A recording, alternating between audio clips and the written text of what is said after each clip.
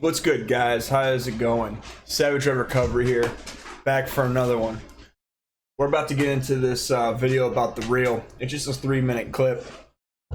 It's about how women really feel about relationships. Now, some of the women in this are actually there's a woman that is reasonable. The other women are completely driven and entitled, and we are going to let you see how women think about you. Before we start, do me a favor, hit the like, subscribe, share this, leave me a comment, tell me what you're thinking. Here we go. Between I'm not in the mood versus like I don't want to. I have Would a you real feel job versus you owe me? versus you owe me. That's there's a difference between being like I'm not in the mood, but I'm gonna give him some anyway. Versus this is something I do not want to do. Okay, let me reverse it then. Say you just everybody just. Okay. Take yourself out of your current situation. Okay. Take yourself out of your current situation. Take yourself out of your current situation. I'm out. And it's like you are the sole breadwinner and it's a relationship. And you come home one day and you want some. You the winner. And he's sitting there and he won't give it to you. And you like, ooh. See, okay, but for I'm making the money? No, I'm the one that has the money. That's different. Yeah, not just. Boy, you better bend over. Okay, so this is what's funny. So she explains it. She explains exactly like you're the breadwinner, and these women are so in their head or their emotions or their thoughts are not paying attention. I don't know what it is, but they can't even listen to what she's saying and understand it without asking questions. Like then, the girl on the screen right now, I'm not sure what her name is. She says exactly what she's thinking. Like she plays it as a joke, but that's like she's, you know, that she's somewhat honest about it. But here, this right here is a little bit self-awareness because she knows about the feminist movement that she's been pushing and the show's been pushing, that she has to double back and cover what her thoughts are. No, it's not right. So that would be a double standard, Yes, of course. That's what okay. I'm So at saying. least you own that. Yes. I don't know. I would want the person to want to have sex with me. Do you know what I mean? That's what would turn Coming me from on. Okay, so she says that she wants the person to want to have sex with her, but explain something to me. What if they don't want to? You're the breadwinner and they're just not in the mood, and they're not in the mood for 2 months. Are you not going to have a problem with it? You're just going to be okay with that? How long are you going to not have sex with the man that you're providing for before you kick him out or divorce him or cheat on him or do something else? Like, it sounds good in your head, it sounds good in theory, but the fact of the matter is she's saying that because her man makes more money than her, and she's in that situation where she tells him no. Place of like power, like You better have sex with me. I don't like that.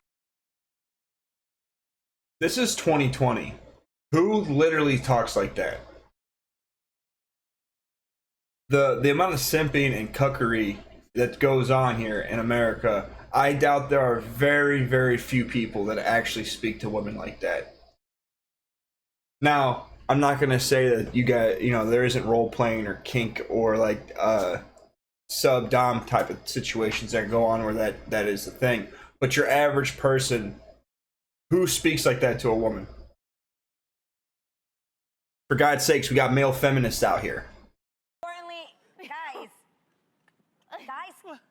Can guys be forced to have sex? Of course. Yeah. How are you gonna get it up if he's not into No, it? they get it But up. there's another element to what Lonnie's describing. It's not confused. just the So she doesn't even realize that men can be raped. In her head, that isn't possible. And instead of addressing it more than they did, this girl just shoots over. Like, let's not really talk about that. Let's talk about something else. It's not not just the breadwinner forcing you to have sex. It's also, there's a lot of women and men who are at home and are, for whatever situation, they're not making money at the moment, but their lifestyle is being provided by the other. So they think in their mind that they need to give sex in order to do something to pay him back. And we're telling you that that is not a healthy frame of mind. Because this is the issue. Okay. It's not Okay, so how is that not a healthy frame of mind? You're in a relationship, living with somebody. Why would you not give them sex? What is the point of being in a relationship with them? Like, if you're not obligated to give someone sex that you're in a relationship for, then what is the purpose of a relationship? Because I know for a fact I'm not going to be exclusive or live with a female if we're not going to have sex. Because I can live by myself and not have to emotionally support someone, financially support someone, give up my time in order to not have sex. Like, I could just stay at my house and not have sex. okay. That's not okay. And you shouldn't Issue. feel that way. This is the issue. I never want to feel less than. Even if I'm not making as much money as your lover or whatever, I feel like as human beings, we're still equal. Yes. Okay, so let's get this straight. Most of these women probably, if they're married or dating, their men probably make more money than them. I don't know that for a fact, but I'm going to assume. Even if one of them makes more money than their boyfriend or husband, 3 out of 4 still make less money than their husband or their significant other. So she wants to feel like she's equal. She clearly stated that, even though she's not doing as much as he's doing. So she wants to feel the exact same amount of equality with her man, even though her man is bringing more to the table, is worth more than she's worth, works more in the relationship by financially giving stability to the relationship, and she wants to do less work and feel just as equal. The entitlement is crazy in these women. You see Not what I'm our saying? function. Yes. That makes us, yes. I get that, but still, that person, you know, then you start to feel used. What if you the breadwinner, and then you start to feel used and say, well, what do I have you around here for if you're not giving What me if I nothing? start feeling truly used love because you you? pay for stuff and all you want is this good? I'm feeling used, okay? Yes. But this is This why. is valuable. It's a gift. Yes. This is a gift. Okay, so here comes the entitlement. So, the woman on the second, like the woman in the middle, but not the one on the very end to the right, but the one next to her, the bigger woman. She makes a good point. If you're doing all this extra labor and you're not doing anything for this relationship with this man, he might feel used. This woman tries to turn around and says that she feels used having sex with her man. Regardless if he provides or doesn't provide, you're in a relationship. You're supposed to have sex with your partner. So you're like, she's in her 30s. I'm sure she was with other dudes before her husband. It does look like she's married. So all those guys got some of it, but now it's still, she values it at the exact same price as it was when she was 18 or 20 years old. And now she's being used if she has sex with him, if he isn't providing, and she's past the wall. Come on, like, this entitlement's ridiculous. These women can't even have a logical conversation. Gift I'd like Yeah, to but give then you. if This he is go better out, than monetary value. Yes. but then if he goes out and get it for somebody else, now Then you're y'all gonna be ain't mad. meant to be. Y'all ain't meant to be. Yeah. Okay, You you try say to love that. the person.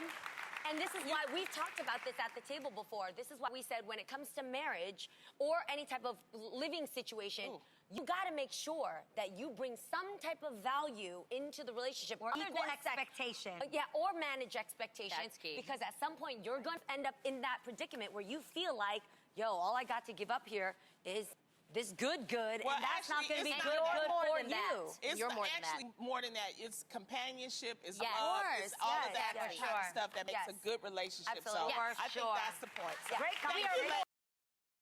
Okay, so why do they keep referring to their stuff as good? So that seems like it's hyper inflamed self of narcissism and self-worth. Two, the fact of the matter is there's like, they want to be taken care of, and they're saying that, like, this is ridiculous. This is why relationships aren't working in 2020. It's because women expect everything and they don't want to do nothing for it. They don't want to do anything.